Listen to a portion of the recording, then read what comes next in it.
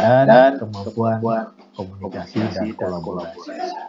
Yang berikutnya terkait informasi, media, dan teknologi skill. Mau tidak mau, anak-anak kita kuasai.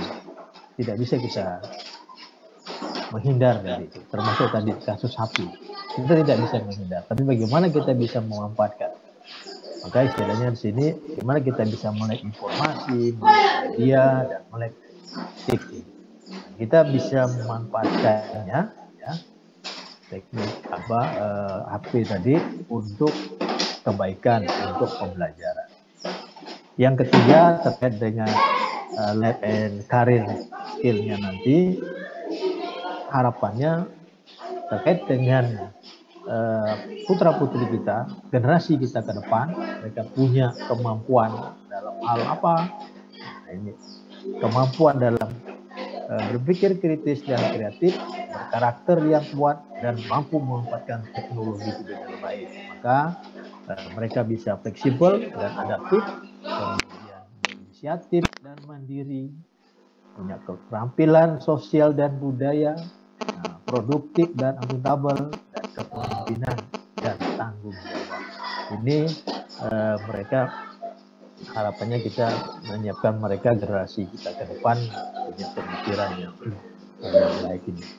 Bapak Ibu yang saya hormati, saya akan mencoba menjelaskan sedikit terkait dengan MBKM. Khususnya kita yang berada di perguruan tinggi, kita tidak aneh dengan MBKM, tapi kita heboh dengan MBKM. Bagaimana kita bisa menyelenggarakan? Karena MBKM ini menjadi hak mahasiswa kita, ya, belajar 3 semester di luar program studi. Nah, oleh karena itu, kemampuan kita, Bapak Ibu, nanti di akhir saya jelaskan bagaimana kita mampu melaksanakan ini, apa yang harus kita siapkan. Ini kita harus pikirkan bersama. Jangan sampai MBKM hanya tinggal MBKM, ya. Kemudian Bapak Ibu, program hak belajar di luar program studi 3 semester ini, mahasiswa diberikan kebebasan mengambil SKS di luar program studi dalam perguruan tinggi atau, ya, pembelajaran di luar perguruan tinggi.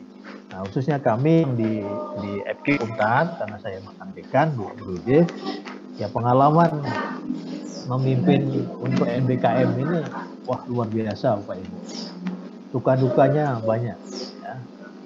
Yang pertama, pertukaran pelajar, ya, ada 8 contoh untuk kegiatan yang bisa kita laksanakan. Ini yang program oleh kementerian.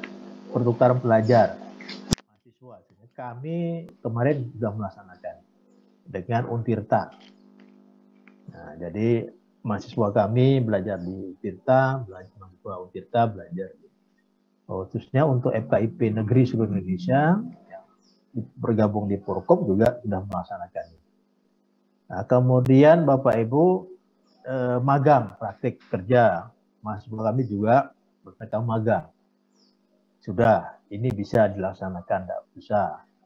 Kalau yang berikutnya, yang asistenti mengajar di satuan pendidikan, ini FKIP pada umumnya mengambil bagian ini. Jadi tidak masalah. Yang berikutnya penelitian atau riset. Nah, kami di FKIP Untan masih mengalami kesulitan untuk melaksanakan ini. Yang riset ini. Kemarin rencana mau berkolaborasi dengan BRIN, ternyata perlu tahapan-tahapan yang panjang. Proyek kemanusiaan ini kami gabungkan juga dengan kegiatan membangun desa. Jadi mahasiswa kami melaksanakan KKN yang tematik membangun desa, sekaligus ada proyek kemanusiaan yang mereka laksanakan. Ini bisa dilaksanakan, ada masalah. Kemudian kegiatan wirausaha, mahasiswa kami juga kita beri kesempatan untuk mengikuti kegiatan magang di kegiatan UKM yang sudah maju. Nah, alhamdulillah kolaborasi dengan teman-teman pengelola UKM yang sudah maju ini sangat baik. Nah, bagaimana kuncinya? Termasuk nanti kita kerjasama dengan sekolah dan yang mitra yang lain.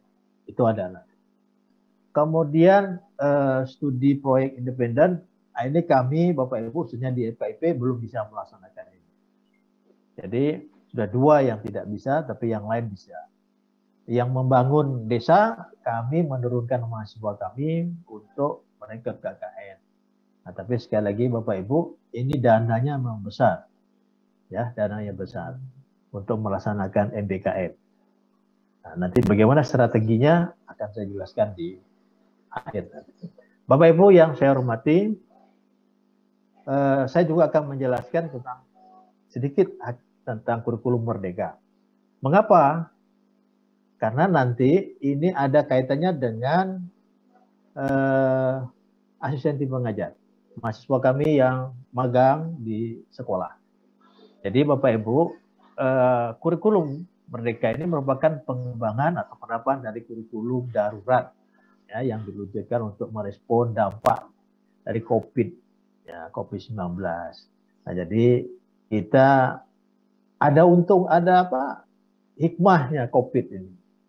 Mau tidak mau kita dipaksa belajar atau memberi kuliah atau kita mengajar menggunakan daring gitu kan. Kita mau tidak mau harus belajar tentang IT. Nah, sekarang luar biasa. Saya melihat peserta seminar hari ini luar biasa. Wah, saya kaget juga bisa segini banyak ya. Ini apresiasi yang luar biasa untuk Prof. Wahab dan Pak Rektor. Sehingga pesertanya yang banyak dari luar juga ke Mataram. Saya pikir kemarin hanya dari Mataram saja. Nah, Bapak Ibu, tujuannya apa sih kurikulum Merdeka itu? Untuk memulihkan pembelajaran dari krisis yang sudah lama dialami anak-anak Indonesia. Yang berakibat apa? Learning loss. Ini yang sering ditakuti kita. Tetapi Bapak Ibu, saya selalu yakin ini bisa diatasi oleh teman-teman guru.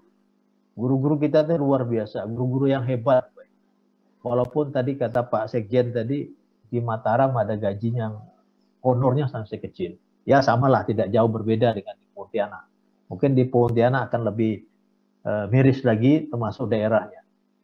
Ada daerah tertentu Bapak Ibu, kalau kita mau ke sekolah itu, kita harus mutar masuk ke Malaysia dulu Bapak Ibu. Baru lebih lancar kita masuk ke daerah itu. Daerah Badau itu memang agak susah. Jadi kalau mau masuk ke sana, lebih enak masuk lewat Intikom, lewat masuk Malaysia, nanti baru bisa ke daerah Badau. Nah, itu pengalaman Bapak Ibu yang luar biasa di Pontianak lebih. Berikutnya Bapak Ibu, nah, tujuan Merdeka Belajar, kalau kita lihat dari program yang ditampilkan oleh Pak Menteri, Mas Menteri ini memang untuk mengatasi ketertinggalan pembelajaran kita di masa pandemi. Apakah ini bisa kita atasi dengan learning loss, permasalahannya tadi? Saya yakin bisa. Sekarang, mau tidak mau, kita harus berikan kepercayaan kepada teman-teman guru. Guru itu orang-orang hebat, Bapak Ibu. Saya mohon maaf bisa menjadi guru besar ini, bisa membaca dan menulis karena guru saya. Tanpa guru saya tidak akan bisa belajar membaca dan menulis itu. Saya di kelas 1 itu saya yakin itu orang tua saya sibuk dengan kerjanya masing-masing. Jadi saya belajar membaca, menulis, masuk berhitung, kalau belum yang itu karena guru SD. Saya masih ingat itu.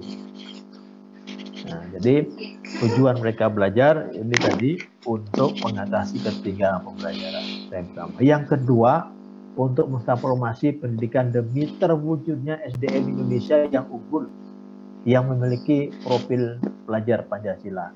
Bapak Ibu yang saya hormati, sasaran kita sekarang kan terkait dengan pelajar Pancasila.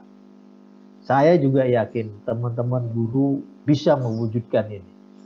Kalau kemarin heboh, ada guru mohon maaf yang melakukan kegiatan yang kurang baik terhadap peserta didiknya, itu hanya oknum Bapak Ibu. Kemudian di mana? Di Medan yang siswa katanya menerjang nenek-nenek itu. Nah, itu juga hanya oknum pelajar. Tapi masih banyak pelajar kita yang baik, masih banyak guru-guru kita yang luar biasa, yang hebat-hebat. Nah, jadi itulah sekali Bapak Ibu, satu orang yang membuat semua kena getahnya. Bapak Ibu yang saya hormati, karakteristik kurikulum merdeka ini, guru diberi kebebasan, keleluasan, fleksibilitas guru dalam mengajar. Maka RPP-nya sekarang kan lebih sederhana ya Bapak Ibu ya. Nah, apa sederhananya itu? Paling tidak ada tujuan pembelajaran, kemudian ada kegiatannya, ada pelaksanaan pembelajarnya, kemudian ada evaluasi. Cukup itu. Yang lain itu sebagai pendukung. Boleh, luar biasa. Pak Menteri membantu teman-teman guru. Karena Pak Menteri, Mas Menteri berpikir teman-teman guru terbebani dengan administrasi. Nah, tapi sekarang sudah Bapak Ibu sudah diberi kebebasan untuk mengembangkan diri, silakan. Kemudian yang kedua, pembelajaran berbasis pada proyek. Nah, terkait dengan pengembangan soft skill dan profil pelajar Pancasila. Ini juga saya yakin teman-teman guru bisa lebih hebat untuk